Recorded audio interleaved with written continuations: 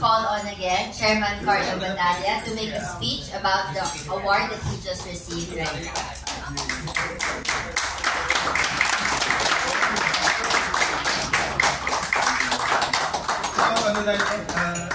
Closing remarks naman na to kasi marami tayong Johnny Walker para mag-walk out yun eh.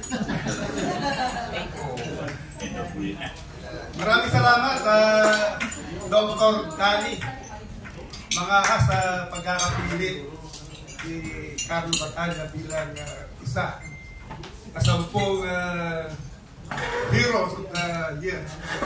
Thank you. Acknowledge ulit yung mga magiging natin mga kasama ngayon. Unang-una yung mga abogado natin, sa dami ng kaso na na-file ng Crime and Corruption Watch International. Unang-una si Attorney Tria, Attorney Sally Pulgat, Attorney Alparas, Attorney Dongan, siyempre si Attorney Alvin Angol. Magaling na abogado kasi alam po ninyo yung national ID. Kami dalawa po ang author ng pagkakatigil ng production ng national ID. So, walang-wala. Dinamanda namin yung Bangko Sentral ng Pilipinas. Sinama pa namin si Pinjok, no? So, yun, natigil na po yung production ng national ID. Unang-una, anomalous yung yung procurement process nun eh. So, nanalo po tayo doon. So, palakpakan po natin, Atty. Alvin Angol. Sa po yan sa halikin ng Crime and Corruption Watch International. Napakaraming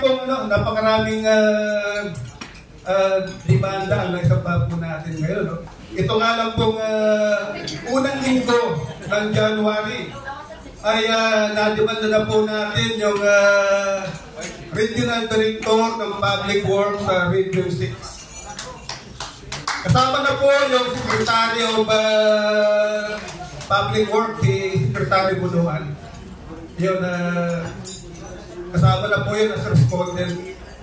At alam ko, nakalatag po sa nabisa ko ngayon, 6 na regional directors ulit yung sasampa ng kaso ng CCWI. Hindi lang po ito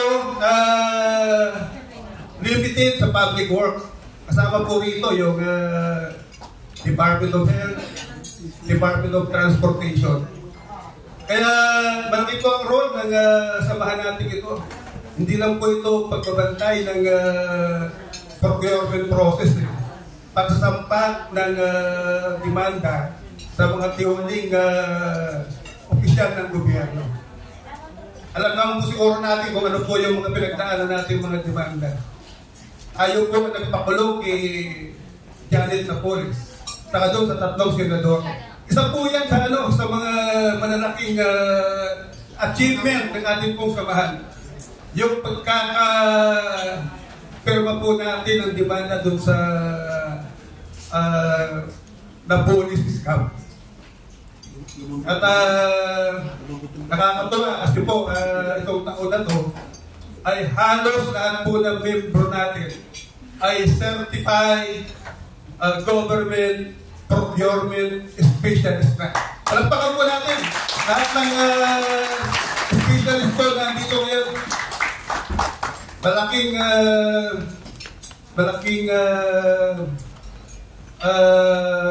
role ang inyong gagampanan sa mga karating pong buwan. Kasi alam ko, ang pinasang budget ng gobyerno ngayon ay 6 trillion. So, alam po, tayo lang ang NGO na merong na kwalipikado na magbantay sa bidding ng gobyerno ngayon. Kasi meron pong bagong batas ngayon. Pag hindi ka certified procurement specialist, ay hindi ka papayagang makapag-observe. Kaya tama-tama, meron na po tayong specialist na level 3, level 2 at level 1. Mapapanapan ng gusto yung mga bids and awards committee sa inyong lahat. Yan, at saka acknowledge ko rin po yung mga kaibigan ko, ito, magagaling na mga ito. Unang-una, ninong ni Carlos po, matagal ko na pong kaibigan to, si Governor Edo Rodriguez. Si Ambassador Mon Bagatsing, siyempre. Kaya si Councilor Ryan Ponce ng 4th District of Manila. Saka si Iron Cross. Ayan, ito. Saka bago tayo po mag-iwa-iwalay ngayon, ito, paalala ko sa inyo. Sinusuportahan po ng ating organisasyon ang kandidatura bilang senador ni Benhur Abalos. Lahat po tayo, alam ko, buong Pilipinas ay represented dito sa ngayong gabi. So, papaalalahanan ko sa inyo na one vote po tayo at Benhur Abalos. Tama-tama kasi meron na akong mga 1.4 million followers sa Facebook. So baka makatulong kay Benhur Abalos po itong itong organisasyon natin. Unang-una, ang nabigyan po natin tulong sa pamamagitan ng pagbibigay ng libreng wheelchair sa buong Pilipinas ay siguro lampas na po 120,000. So malaking bagay para po kay Benhur Abalos. So yun lang po saka mag-uumpisa pa lang po tayo ng programa. Kasi alas 7 talaga ba ang programa natin. Mag-uumpisa pa lang po tayo. Kaya yung regional chairman ng Region 2, siya may hawak ng rito ng Parco. Pwede na siguro palabas yung pulutan dito. Kasi tapos na yung tapos na yung part 1. Okay. Thank you. Maraming salamat sa lahat ng kumalo dito ngayon, sa lahat po ng mga panauhin. Hindi muna tayo mag-iwas-iwalay kasi parang ito nga umpisa pa lang po ito ngayon. Thank you.